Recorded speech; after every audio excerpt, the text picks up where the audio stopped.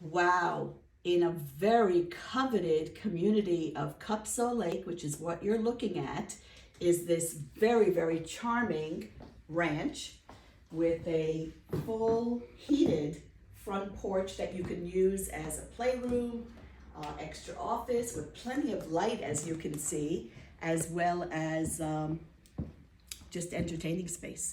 But then you come into the interior part of the home where we've got beautiful laminate floors on this frigid 20-something degree weather today. You could be using the fireplace to cozy up to, and really beautiful over the holidays. Plenty of room to dine and have dinner parties, as well as an updated bathroom, because this is a 3-bedroom, 1-bath ranch. We've got a skylight right above me, and this is coming on the market tomorrow.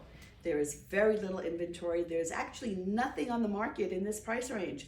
So if you're interested, if you're looking for a beautiful, cute, charming ranch, this is it. As I said, the Cupsaw Lake community, so you have lake rights optional, and it's right across the street. So you could just walk over, go swimming and boating and fishing and enjoy 4-season vacation.